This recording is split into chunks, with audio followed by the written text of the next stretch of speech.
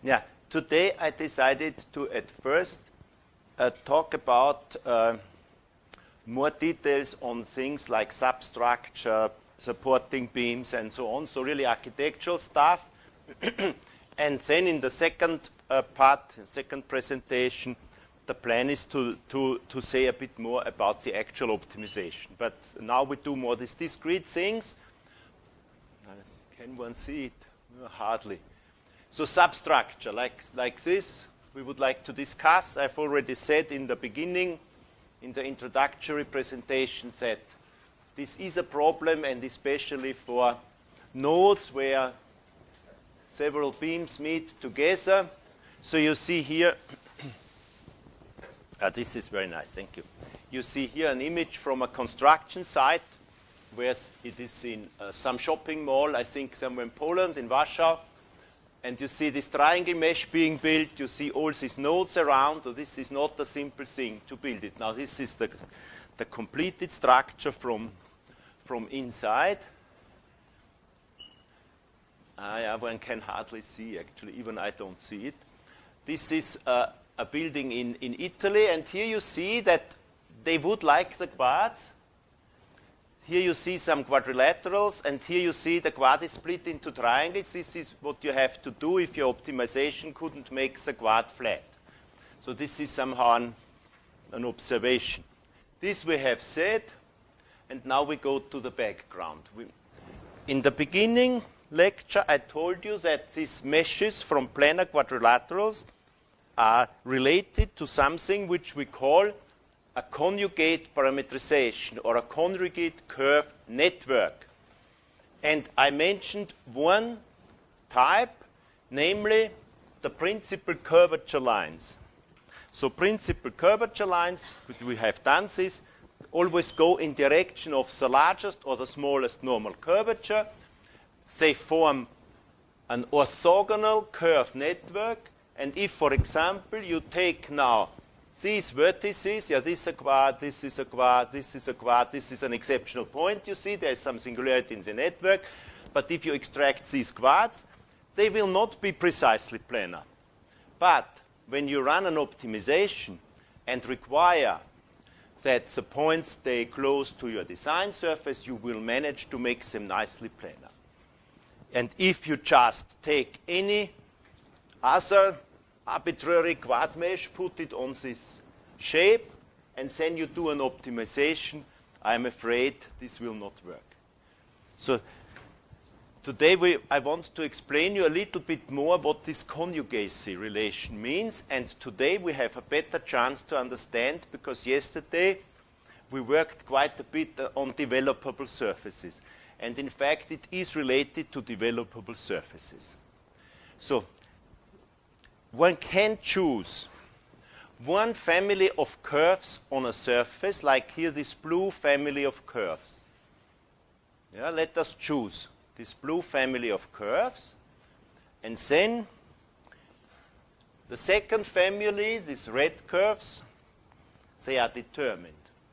And I have to tell you how to compute them. So we take a blue curve, and then we think of a developable surface. This is this green surface here, which is tangent to our design surface S along this curve. So now the curve is yellow here, but it's sitting on the blue curve, right? How do we compute this? So theoretically, at least, we would have to take everywhere the tangent plane of our surface S, and the envelope of all these tangent planes will give this developable surface. And the envelope surface is developable, so it has straight lines. These are these black straight lines here. Of course, it has infinitely many, but I just show you a few of them. And the directions of these so-called rulings on this tangent developable surface, the directions of these rulings are these so-called conjugate directions. And these conjugate directions you can take everywhere along every blue curve in each point. Yeah? You have this tangent to the blue curve and the conjugate direction, which is the ruling of the tangent developable surface.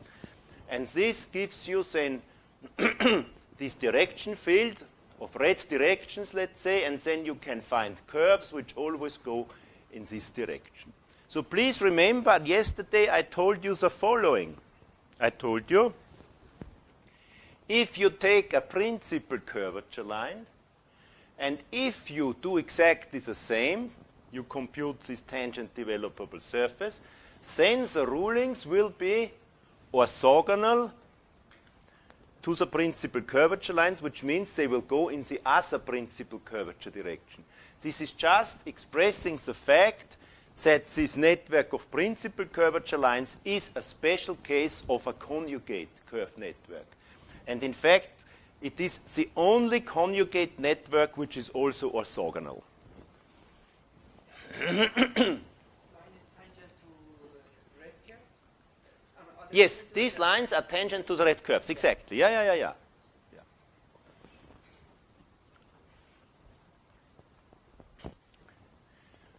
Is there a question on this, or should we make an example? Now let us try an example to be sure.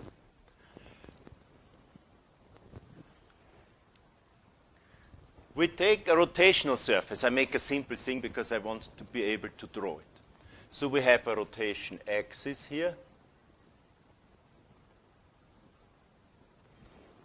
And we take a curve. And we rotate it about this axis. So these all points determine circles, right? This also. So we get here the second part. So maybe I indicate that this is a rotational surface. That's good. Rotate, a profile rotated about an axis. And let us assume that we take as one family of curves, we take these circles. In my figure here, they appear as straight lines, but in reality, they are circles. Because my figure is thought that the axis lies in the plane here of the board, and we project orthogonally to the board, and then they appear here as straight lines. But these are actually circles, yeah? So it looks like this. Each point, of course, traverses a circle around this axis. Now, let us find the conjugate directions, yeah, to this. Let's say these are the blue curves, yeah? These circles are the blue curves. I can make them blue if you like. So here's blue. Let us take such a blue thing. Maybe here. It's blue curve. How do we find the red directions? Morning. We have to compute the tangent developable surface. The tangent developable surface. Here we have a tangent plane, right? And this tangent plane at the contour outline, I can really draw nicely. This is this tangent plane. By rotation about this axis, it is totally clear that all points of the rotation axis are fixed. So if I rotate about an axis, the point on the axis remain unchanged. So if I intersect this tangent plane with the axis, this is a point which stays fixed. All tangent planes here along this rotational circle must pass through this point. So this point must be a vertex of a cone. So of course, and this is hopefully clear with your imagination, we do have here a cone that is tangent to this developable surface, and so the conjugate directions are exactly the rulings of this cone. So here these are the conjugate directions. But what we also see, these conjugate directions lie in the planes through the axis, yeah? Because they meet the axis. And this means that the conjugate curves to the circles are these profiles. And of course the rotated version, because if I rotate not by 180 degrees but some other angle, I would get here, of course, maybe a curve like this. Yeah, look, this is rotated. And these are here, in fact, of course, the principal curvature lines. Because in space we have a right angle between these rulings of this cone and this circle. So, and in this way you can try to think about simple cases, and this is the general setting about these conjugate curve networks. So mathematically one can prescribe it. So if there are some mathematicians around, I don't see them now, maybe they are here. Here's one, no, computer scientist. Say you have to work, for example, if you have a parametric surface, you work in the parameter domain. Here's a mathematician. And in the parameter domain,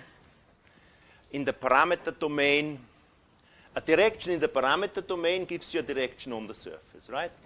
And you have this second fundamental form. Now maybe I write it down, because we have mathematicians around, so I also have to tell them something new. We have x of u and v. This is the parametrization of the surface. And with this I did already yesterday. If we take a point uv in the parameter domain, we get a point x of u and v on the surface. And certainly if we have here a direction, I called it u dot, v dot, you remember.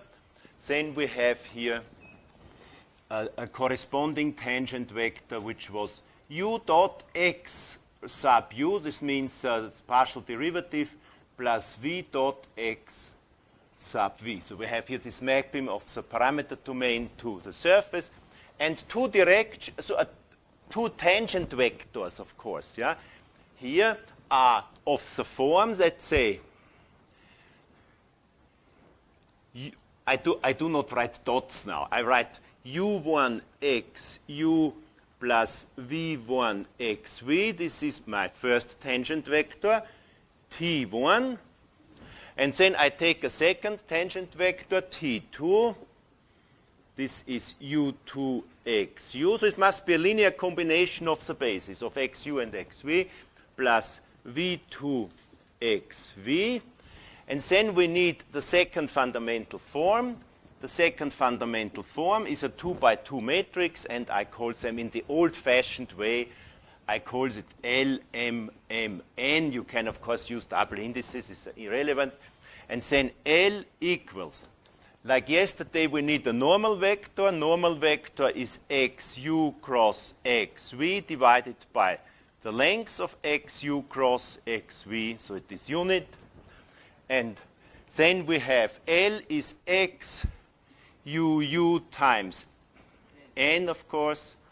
M is x u v times n, and capital N is x v v times n. So this is the entries of the second fundamental form. And then conjugate. These two are conjugate. So T1 is a conjugate to T2 if and only if. I write it in matrix notation. I write U1 V1 times this matrix L M M N, so quadratic form, times U2 V2 equals 0. So this is the conjugacy relation. It is basically guided by the second fundamental form. So this is conjugacy in the parameter domain, right? So it's easy to compute. Now, let us continue here. We want to argue in a way, why are these planar quad meshes discrete counterparts of these conjugate parametrizations? And we really do nothing else than using what we have learned yesterday. If I have such a mesh of planar quads, I can take out a strip of planar quads. Yeah? A strip of planar quads, remember from yesterday, is a discrete model of a developable surface. In some sense, such a strip of planar quad is admittedly not a complete piece, but a piece of a developable surface, which you could say is tangent to our surface. This is like if you have a polyline, right, we say an edge is a discrete tangent. So somehow these are discrete tangents here, these edges. And also somehow these, yeah? So you could say that such a strip is a discrete model of a developable surface which touches our surface along a curve. So really a discrete counterpart of what I had shown before. And now, here we see the direction of the contact curve, and here the rulings. So these are conjugate. So it is actually totally obvious that these are conjugate directions. And you would also, if you don't believe me, these pictures, then you can, of course, try to discretize here. Also, in this example, you take a polyline. You do not do a smooth rotation, but just say 10 degrees, and so on. And you will get these quartz here. Of course, we will actually get planar quartz in this case. And you can also see this confirmed, and you can think about the limit process. And so I think this is sufficient to argue. Then, we already said there are two clean ways of discretizing the network of principal curvature lines, and one way is the circular mesh. And the image says everything a circular mesh is a quad mesh where each quad has a circumcircle. And this one way of achieving quads that are somehow as rectangular as possible. And if we apply this with what we discussed yesterday upon one of your questions, a Möbius transformation here, and I think I discussed Möbius geometry with some of you, then such a circular mesh will again be transformed into a circular mesh. This is just for the mathematicians. Now the conical meshes, this is what I repeat because we have to build on it. Mesh is conical if at each vertex we have a right circular cone, this is the axis of the cone, which is tangent to the four face planes that meet here. 1, 2, 3, 4. These lines here should be the straight lines along which this face is tangent to the cone. Here also this is the face, and this is the plane, and it is tangent to the cone along this line, and also here and here. And this cone axis, rotational axis, is a discrete surface normal, a precise surface normal. Please note that in general, if I give a triangle mesh, so what is a good definition of a surface normal in a vertex? This is not obvious. Even for a planar polygon, you can argue, well, one way is to say I take just a bisector is a useful way. So there are some discrete versions. And here we have, with this cone, we have a quite natural surface normal.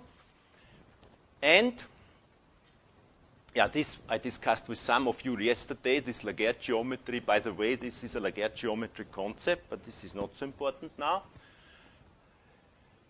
This is important. Now, I draw upon your imagination. We do the following. We take each face of a conical mesh and translate it by a constant distance. So we offset it by a constant distance, let's say in the outward direction of this. We give a positive and a negative side of the mesh, and we translate by a constant distance in the same side for all faces. I claim that you still get a conical mesh. Why is this the case? If you have a rotational cone, maybe I should draw it here. Drawing sometimes helps. So this is a cone. Yeah? And our planes are all tangent to this cone. Let us just translate all tangent planes of the cone by a constant distance. So constant outward distance. Here also, same distance. What do we get?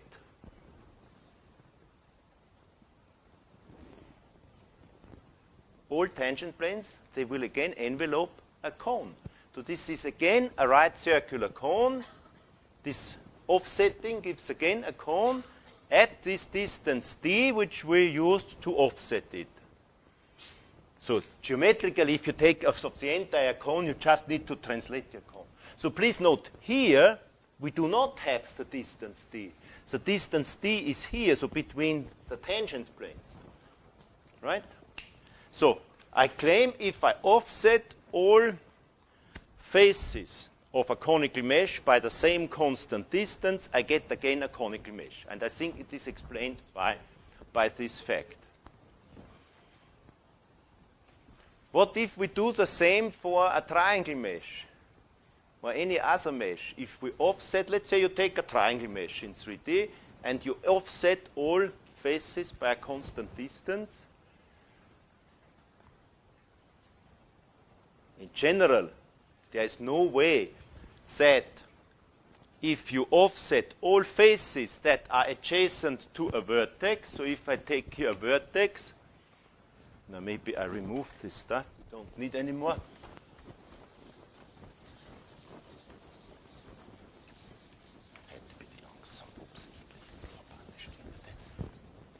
So we have here some faces. It doesn't even matter how many we have. I draw here 6 of them, but it is not necessary. And all are offset by a constant distance. Then they will not intersect in one point. So this will be some intersection. Let's think about when would they intersect in a point. Now, yeah, if these offsetted faces intersect in a point, then I claim this is a conical vertex. Why? Because if you shift all these planes, so here's this vertex V, right? Let us look from the side. Here's this vertex V, and here's a plane. If I shift the plane by a constant distance d, then this translated plane must touch a sphere of radius d. Is this clear?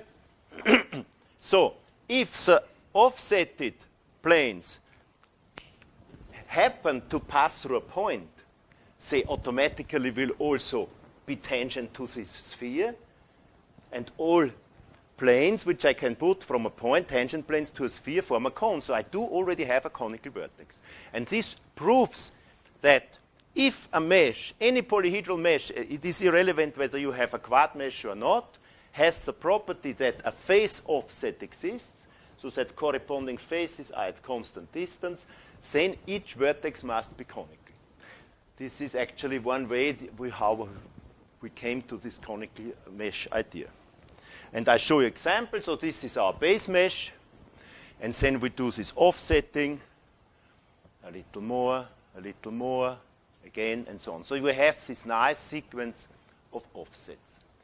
And we can connect the base mesh with an offset mesh as drawn here. And then we will everywhere have here planar quads. But this is trivial because an edge of the base mesh and the corresponding edge of the offset mesh must be parallel, because we just did parallel translations to the faces, yeah? So the intersection is parallel. And these intersections here are, of course, this cone axis, because we have seen that the offsetted planes have a vertex on the cone axis. This is drawn here. And we had argued in a different way also that these two axes lie in a plane because it is the bisecting plane of this face and this face. And this is a very useful thing for the support structure because we can put here the supporting beams. And now I will tell you more about support structures. Because it is, of course, not true that these conical meshes are the only meshes which have good support structures. So I'm thinking about this. So here you see such a part of a support structure. You have a beam. Here you have a beam, here you have a beam, here also.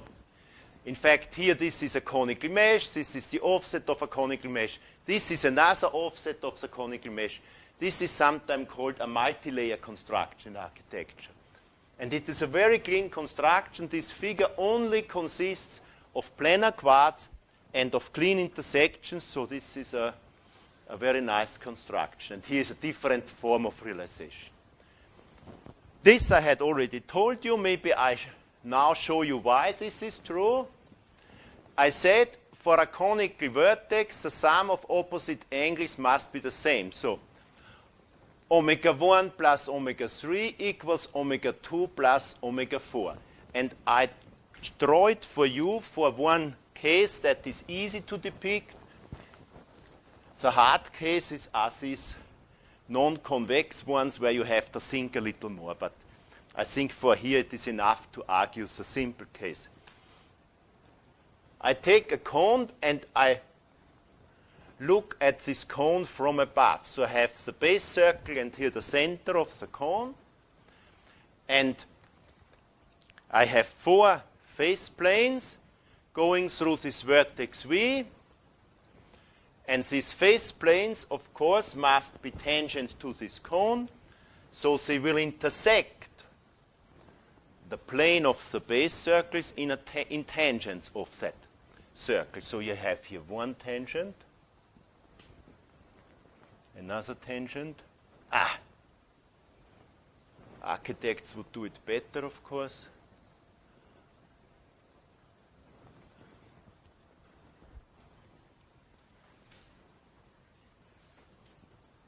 Okay? So these are these faces, and this I erase. Now these are the edges viewed from above. Can you imagine what I'm drawing here? I hope so.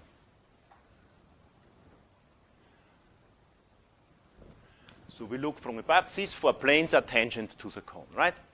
And now, where are the lines of tangency? I use a different color here. So this would be one line of tangency. I do it dashed. And here is a right angle. And here is also a line of tangency. And here is a right angle. And it continues like this. And here. Here is a right angle. Drawing is not perfect, but I hope it will be sufficient. Now, let us pick here this edge. Through this edge, we have a face to the left and a face to the right. The face to the left is tangent to my cone along this line, and the face to the right is tangent along this line. A cone is a highly symmetric object, a rotational cone. So it is symmetric with respect to every plane through its axis. So this you can also view as a plane sticking out, and this is symmetric. So not only in my projection, but even in 3D, this angle and this angle is the same. Of course, in the projection it is the same. It's just a property of circles, but also in 3D, because they have the same inclination, these planes. Yeah? So this is, let's say, alpha 1. And we continue like this. This angle is the same as this, is alpha 2. And then alpha 3. And here, alpha 4.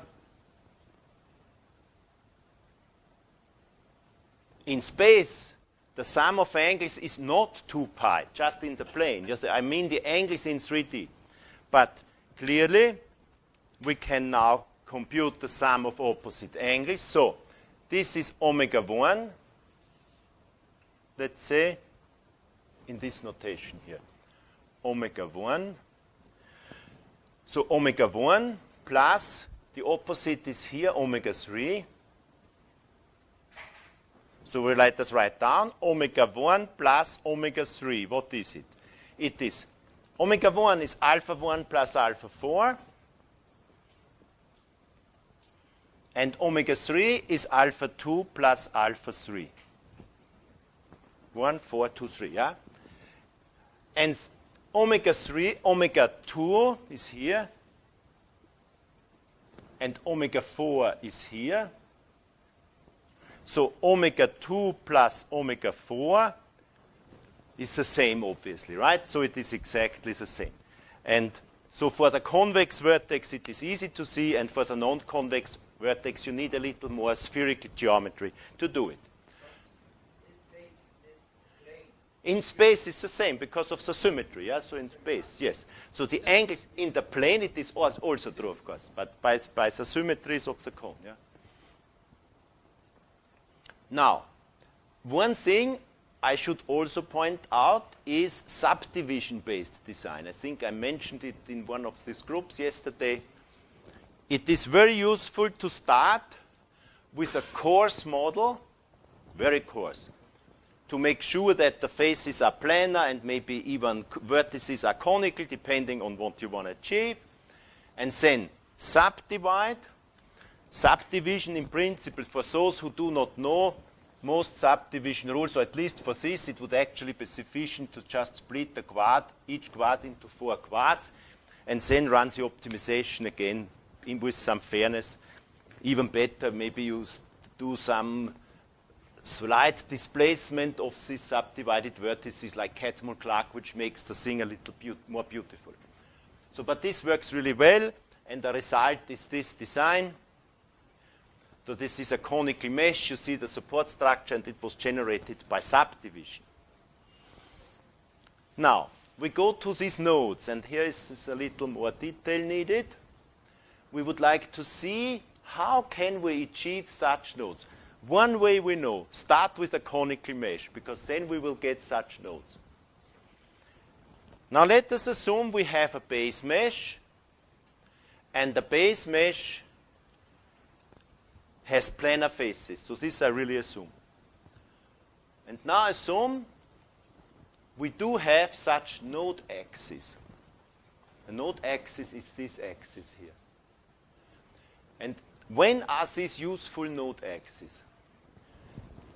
Now, let us assume I have this node axis. Then it must be possible to shift this line parallel. Yeah, it lies in a plane. These two node axes shall lie in a plane. I shift them. I shift here parallel, I shift here, here, and this must close up. Is this clear? So I have here these node axes, and if they are useful, if any two consecutive are coplanar, then I must be able to parallel translate this base mesh edge to this edge. And I can continue like this. And I can do this over the entire structure. So what I argue here is, if you would like to have such a clean node structure, you can get it by having 2 parallel meshes. Let's say the base mesh and another mesh whose edges are parallel to the original mesh. And you just connect, unfortunately these are dislocated, so this point should be here and this point should be here. So, what are parallel meshes? Let's do it mathematically more precise. I have 2 meshes M and M star, which have the same combinatorics. Combinatorics means I have a one-to-one correspondence between the vertices here and the vertices there, and here also parallel is corresponding a value. Each face here corresponds to a face there, and corresponding edges here are parallel. So, but this is in 3D, not just in the plane. It works, the definition works in the plane, but it is in 3D. This we call parallel meshes. So this face corresponds to this face, and corresponding edges are parallel. So it's some question?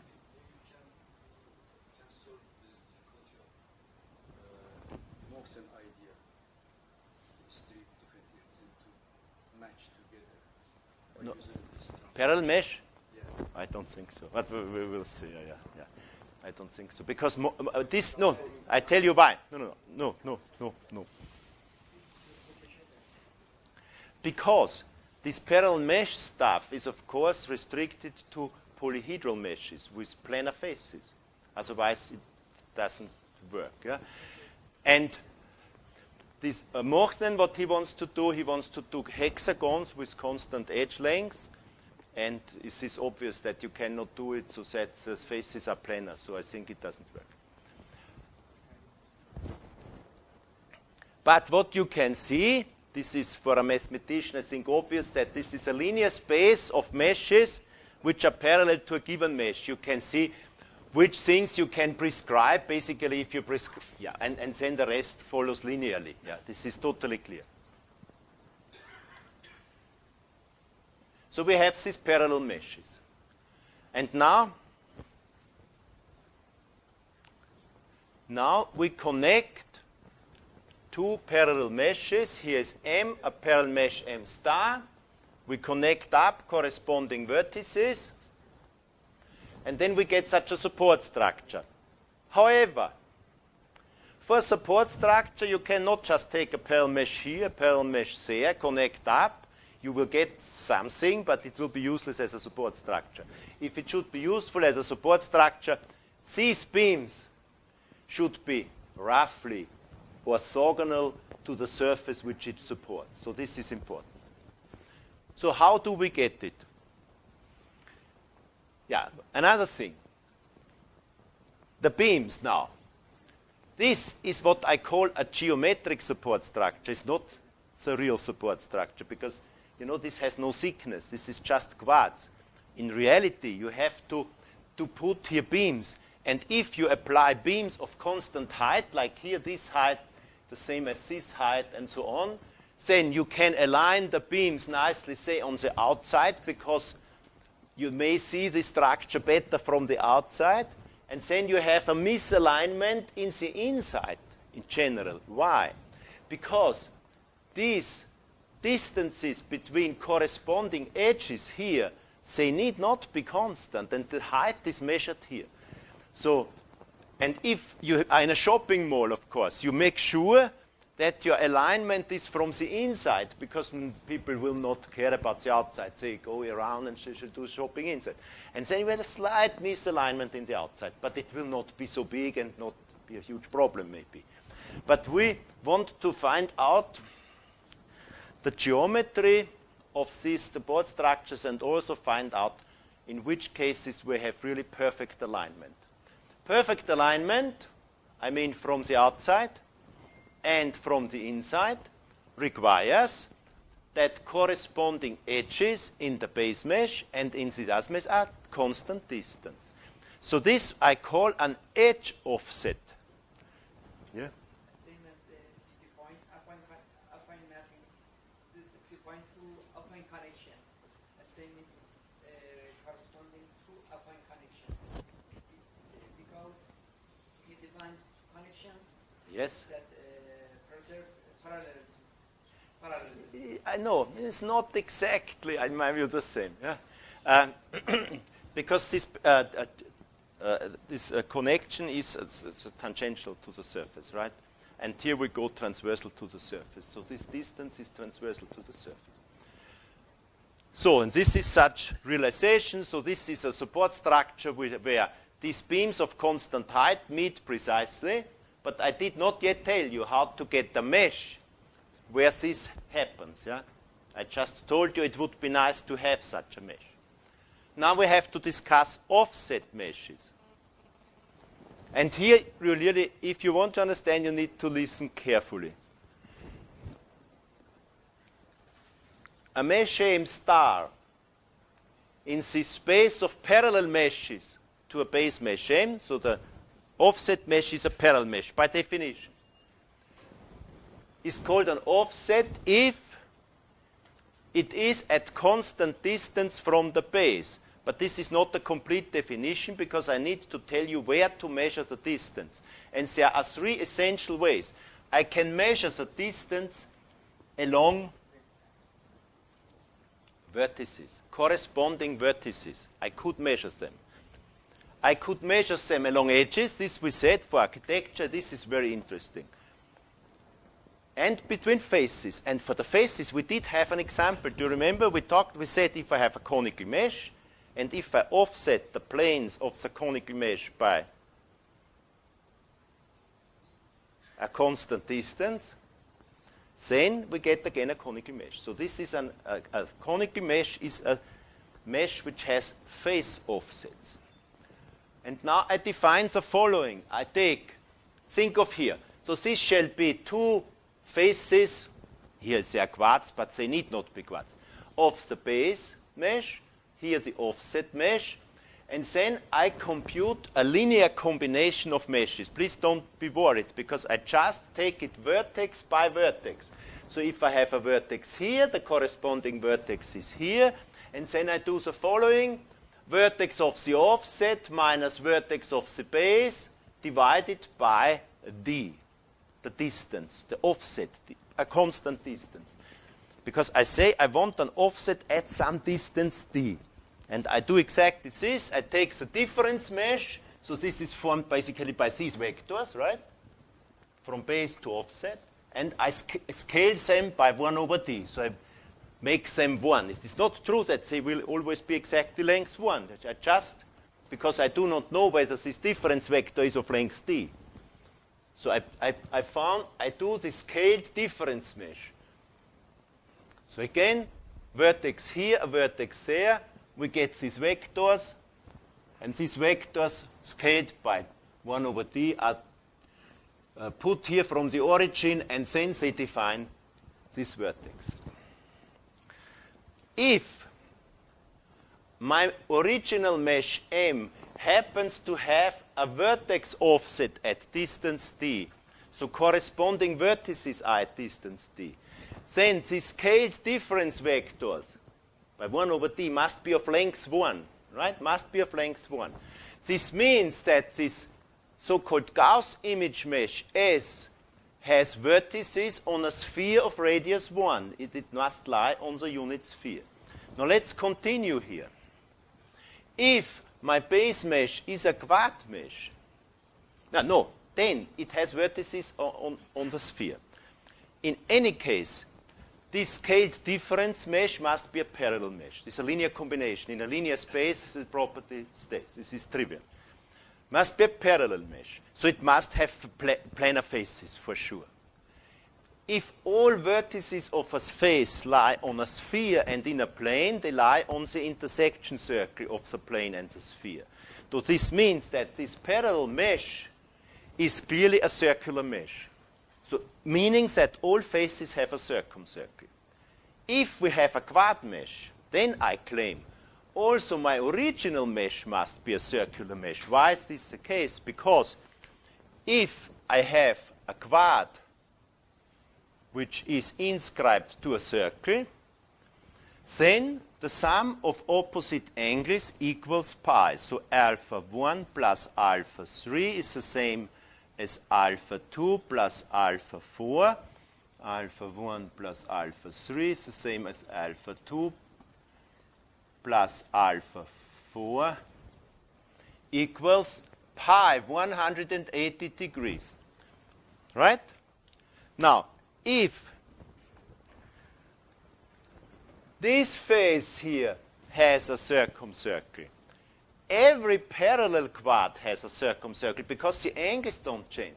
And this is a characterization. Whenever you have a quad where opposite angles sum up to pi, it has a circumcircle. So this shows we have proved the circular meshes are exactly those planar quad meshes which have vertex offsets. It turns out that these vertex offsets are in fact not unique. This is a difference to the conical mesh. Conical mesh, the face offset will be unique, but here is not. You can show the following. You can actually pick one vertex here of this Gauss image mesh, and then the rest follows. But I don't go into this detail. Then, edge offsets. For the edge offsets, now maybe we observe the following. If we see we want to have a constant distance between two vertices, we see this constant distance in the Gauss image, namely here the vertices have constant distance 1 to the center of this sphere, to the origin. Clearly, with the same arguments, if we have constant distance between corresponding edges, we must see this constant distance here, namely distance from these edges to the center of the sphere.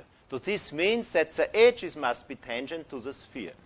And for the faces, the same. If we want to have corresponding faces of the same distance here, Here we must have the property that these faces have distance 1 to the center of the sphere, but the sphere has radius 1. And if a plane has distance 1, it must be a tangent plane of the sphere. So we have seen that for edge offsets, this Gaussian image mesh must be, as we say, circumscribed to the sphere. All faces are tangent. And we get the cone property. Is this clear? Because if we take a vertex of this Gauss image mesh, all planes touch this unit sphere, so they are also tangent to a cone. And if we translate back, we again have the cones, the same opening angle of the cone. So the conical mesh nicely pops out here as the face offset mesh. Meshes with edge offsets. I say a little bit about it. It is geometrically very interesting, but unfortunately a bit limited. So a mesh has an edge offset if it is parallel to this Gauss mesh. And for this Gauss mesh, we have seen the edges are tangent to the unit sphere. So this is actually a figure which contains more information than you might think. So these faces of the Gauss image, I have shown it here as hexagonal, as hexagons, because nowhere in my argumentation I told you that this must be quartz. Yes, it's also true for hexagons and other polygons. We do have a problem with triangle meshes, however. Why?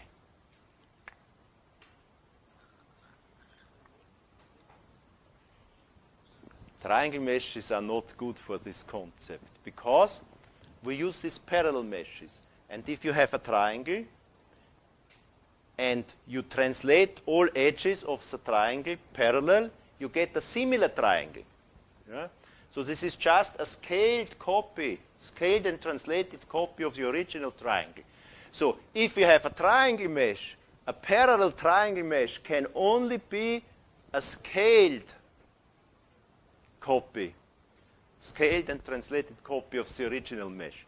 It cannot approximate the sphere and so on. So this also shows that for triangle meshes which do not approximate a sphere, you will not get such a support structure. And you will have these nasty nodes which I have shown you before. But it's just a side remark. We are here with edge offsets. So this is a mesh with planar hexagons in this case. All these edges are tangent to the sphere, and therefore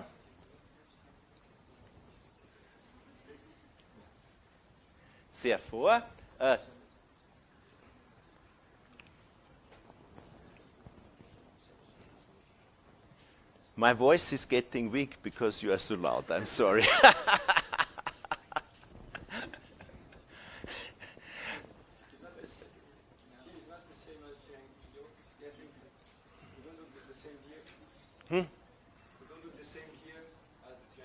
No, I say just this doesn't work for triangles. So forget the triangles, it doesn't work.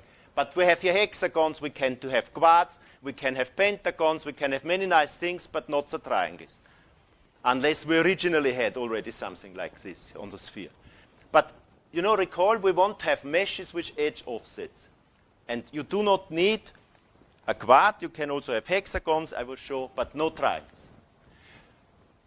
Then, this Gauss image, which we have just defined, scaled difference mesh, scaled by the factor 1 over d, and d is this constant edge distance, must be a mesh which is parallel to original mesh and whose edges are tangent to the unit sphere. Now, we pick a face and we see that it intersects the unit sphere in a circle, and since the edges are tangent, you see here also that we get this circle must be an inscribed circle of this face. So this shows us also that, in fact, this parallel mesh here is cutting out, defining a circle packing on the sphere. Because, I have here this tangent. Here's one face, here's the next face, the circumcircle. So these inscribed circles form a packing. And the geometry of these meshes is very interesting. Such meshes are well studied in pure geometry. They are called Koebe meshes. And especially the closed ones have a nice property, namely, if you prescribe just the combinatorics of such a Köbe mesh, then the Köbe mesh itself can be computed more or less uniquely up to a so-called Möbius transformation, but this is only for the experts. Möbius transformation is a projective transformation that maps the sphere onto itself, and of course it would map one solution to the other. So if I prescribe the combinatorics of a Köbe mesh, it is more or less determined. And there is very nice work by Bobenko and Springborn to compute this as the minimum of a convex function. So this is much better than what I can tell you today about the computation of these meshes, because if you have a convex function, you have a unique minimum. And even with a very simple, say, gradient descent algorithm, you will reach the minimum. Whereas the objective functions we will optimize here, they may have many local minima, and we at least want to run in a good one. Yeah, so this is much nicer. But unfortunately, the other objective functions, I guess you cannot make convex. Now, this is again something for the experts, which I have discussed with one student here yesterday. And that these quadrilateral edge offset meshes, so quad mesh with edge offsets, is very restricted. You cannot achieve an arbitrary shape. So it's not possible. It is. An edge offset mesh is also a discrete version of a principal curvature parametrization, but only for special surfaces. And these surfaces are known in classical geometry as Laguerre isothermic surfaces. Yeah, this is differential geometry, and actually even the differential geometers do not know how these surfaces look like. Of course, you can compute some, there's no doubt, but the essential shape characteristics of these surfaces, what is possible and what is not possible, to my best knowledge, it is not known. So this is widely open here. This would be something for real differential geometers. Here I show you some results. So this is a hexagonal mesh with edge offsets. Here you have a detail, and please note the following. In areas of negative curvature, these hexagons are not convex anymore. This you can show it must be the case. And this we will not do because it is too much.